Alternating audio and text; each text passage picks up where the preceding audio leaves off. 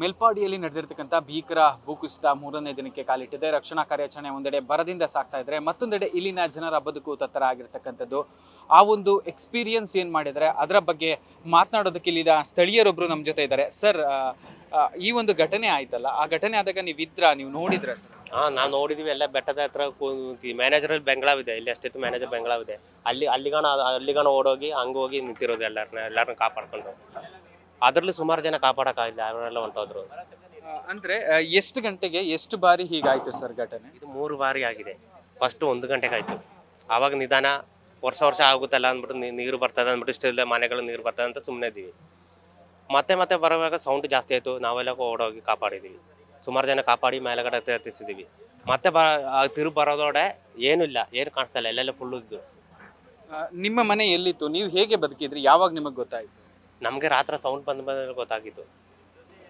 ಅಲ್ಲಿಂದ ಬರೋಗುತ್ತೆ ಒಂದು half an hour ಆಗುತ್ತೆ. ಅಲ್ಲಿಂದ ಬರೋದು, ಅಲ್ಲಿಂದ ಮೆಸೇಜ್ ಬಂತು ನಮಗೆ, ಮೊಬೈಲ್ ಮುಖಾಂತರ ಮೆಸೇಜ್ಗಳು ಬಂತು, ಓಡೋಗಿ ಅಂತ. ಹಂಗೆ ನಾವು ಸೌಂಡ್ ಬಂದಾಗ ನೋಡಿದಾಗ ಫುಲ್ಲು ಇದು ನೀರೇ ಕಲರೇ ಚೇಂಜ್ ಆಗ್ಬಿಟ್ಟು, ಸ್ಮೆಲ್ಲು, ಮಣ್ಣದು ಸ್ಮೆಲ್ ಬೇರೆ ಬಂದ್ಬಿಟ್ಟಿತ್ತು.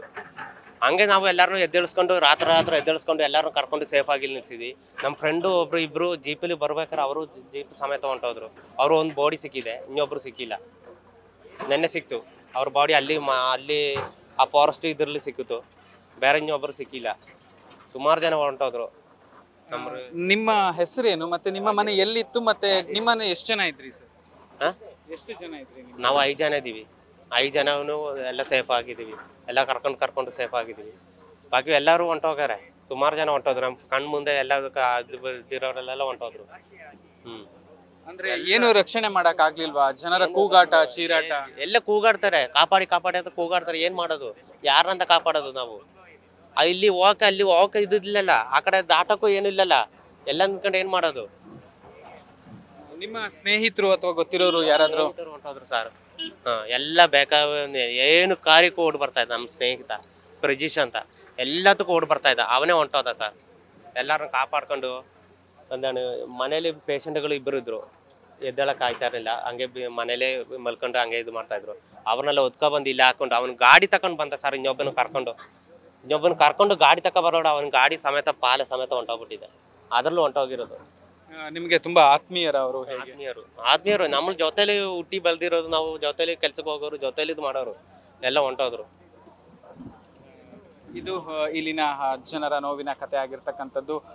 ಇನ್ನು ಪ್ರಮುಖವಾಗಿ ಇಲ್ಲಿ ನಡೆದಿರ್ತಕ್ಕಂಥ ಘಟನೆ ಬಗ್ಗೆ ಎಕ್ಸಾಕ್ಟ್ ಆಗಿ ಅಂಕಿಅಂಶಗಳು ಕರೆಕ್ಟ್ ಆಗಿ ಸಿಗ್ತಾ ಇಲ್ಲ ಅನ್ನೋ ಒಂದು ಸಂಶಯ ಕೂಡ ಇರ್ತಕ್ಕಂಥದ್ದು. ಈ ಬಗ್ಗೆ ಮಾತನಾಡೋದಕ್ಕೆ ಸ್ಥಳೀಯರೊಬ್ಬರು ನಮ್ಮ ಜೊತೆ ಇದ್ದಾರೆ. ಸರ್, ಇಲ್ಲಿ ಘಟನೆ ಆಯ್ತಲ್ಲ, ಎಷ್ಟು ಪಂಚಾಯಿತಿ, ಎಷ್ಟು ಗ್ರಾಮಗಳು, ಎಷ್ಟು മനകളിದ್ದಾವೆ, ಏನು സമസ്യ സർ? ഇത് മേപ്പാടി ഗ്രാമപഞ്ചായത്ത്. ഇവിടെ മൊത്തം 22 വാർഡാണുള്ളത്. അതിൽ 3 വാർഡിലാണ് ഈ പ്രളയം വന്നിട്ട് തട്ടിയെടുത്തിട്ടുള്ളത്. അതിൽ 3 വാർഡിൽ ഏകദേശം ഒരു 300 വീടുകൾ, ഒരു പാടി ഏരിയ എസ്റ്റേറ്റിൽ തൊഴിലാളികൾ താമസിക്കുന്ന ഒരു 16 പാടി, പിന്നെ 500ഓളം ആളുകൾ മണ്ണിനടിയിൽ പെട്ടിട്ടുണ്ട്. 3000ഓളം ആളുകൾ താമസിക്കുന്ന ഒരു പ്രദേശമായിരുന്നു. ಅಂದ್ರೆ ಟೋಟಲ್ ಇಲ್ಲಿ ಮನೆಗಳು ಮೇಲ್ಭಾಗದಲ್ಲಿ ಇದ್ದಿದ್ದಲ್ಲದೆ ಟಿ ಎಸ್ಟೇಟು ಅಥವಾ ಅಲ್ಲಿದ್ದವ್ರ ಕತೆ ಏನಾಗಿದೆ ಸರ್? ടി എസ്റ്റേറ്റ് ടോട്ടൽ കൂടുതൽ ഏരിയ വരുന്നുണ്ട്. പക്ഷേ അതിലൊരു 16 പാടികളിലുള്ള ആളുകളും 16 പാടികളും കംപ്ലീറ്റ് പോയിട്ടുണ്ട്. വീടുകൾ ഒരു 2000ഓളം വീടുകൾ വരുന്നുണ്ട്. അതിലൊരു 300 വീടുകൾ 3 വാർഡുകളിലായിട്ട് പൂർണ്ണമായിട്ട് പോയിട്ടുണ്ട്. ആളുകൾ മരണപ്പെട്ടുള്ളത് ഒരു 500 ആളുകൾ മണ്ണിനടിയിലായിട്ടുണ്ടാവും. 3000ഓളം ആളുകളാണ് ഇതിൽ താമസിച്ചിട്ടുണ്ടായിരുന്നത് ഇത്ര ഏരിയയിൽ. ಓಕೆ, ಇದು ಸ್ಥಳೀಯರು ಹೇಳ್ತಕ್ಕಂತಹ ಮಾತು. ಅಂದರೆ ಎಕ್ಸಾಕ್ಟ್ ಆಗಿ 3 ವಾರ್ಡ್ಗಳಿಗೆ ಸಮಸ್ಯೆ ಆಗಿದೆ. ಹಲವಾರು ಜನರು ಇನ್ನೂ ಕೂಡ ಮಿಸ್ ಆಗಿದ್ದಾರೆ. ಹಲವರ ಮೃತದೇಹ ಕೂಡ ಸಿಕ್ಕಿದೆ ಅಂತ ಇಲ್ಲಿನ ಜನರು ಹೇಳ್ತಾ ಇರ್ತಕ್ಕಂಥದ್ದು. Prajwal, news first, Churalmala. News first, ನಿರ್ಭೀತಿಯಿಂದ ನಿಮ್ಮ ಪರವಾಗಿ.